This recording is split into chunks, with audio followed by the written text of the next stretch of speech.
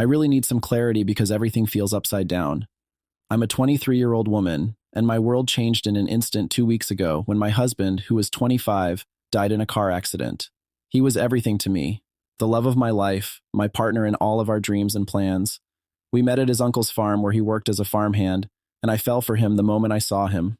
It was one of those moments you only hear about in stories. The idea of facing life without him feels impossible, and the mornings are the hardest part. I still wake up expecting to see him beside me. We were planning a future together, one that would include our child. Yes, I'm 4 months pregnant, but I haven't told anyone yet. I thought I'd wait until I felt strong enough to share that news, starting with my best friend, Lee. Lee, 24F, has been by my side through this nightmare. She was my rock during the funeral and helped with anything I needed since I'm no contact with my biological family.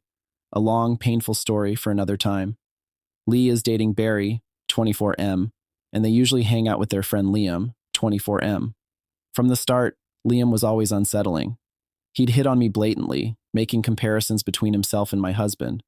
He'd say things like, "If you and I had kids, they'd be cuter than yours with husband's name."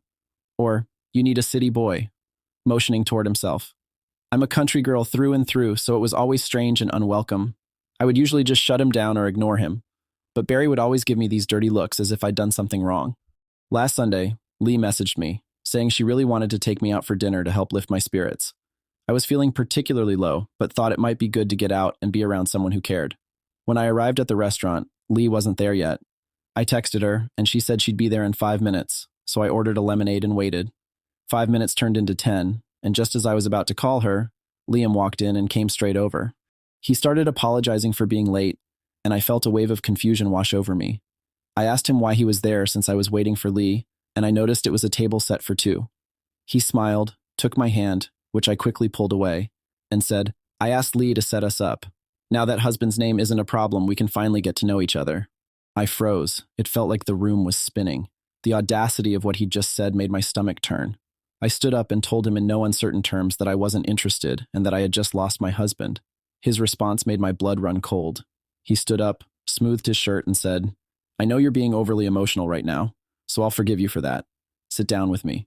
I'm not saying we have to have sex straight away or anything." The disgust I felt was overwhelming. Without another word, I shoved past him and rushed out of the restaurant, my hands trembling as I made my way home. When I got back, my phone buzzed with a message from Lee. "So, how was dinner?" I felt my heart break in a new way. This woman, who had been my anchor, had set me up with someone who thought it was okay to proposition me weeks after my husband died. I called her, and as soon as she picked up, I unloaded my anger and disbelief. I shouted, asking her how she could do this to me, especially when she had been the one holding me together during the worst days of my life. I told her that the only reason I agreed to meet her that night was to tell her I was pregnant. Before she could respond, I hung up and sent her a text saying I needed time and not to contact me for now. The next evening, Barry showed up at my door. I opened it a crack, and he asked if we could talk. I said no, and that if he didn't leave, I'd call the police. He started pleading, saying that I'd broken Lee's heart and hurt Liam deeply. Then he said something that nearly made me lose it. He told me now was the perfect time for me to get to know Liam because he could help raise my child.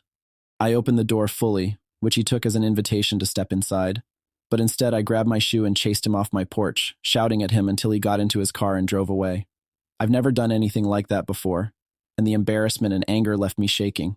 Since then, messages have been pouring in from mutual friends in the trio, all shaming me for pushing away the people who care about me the most.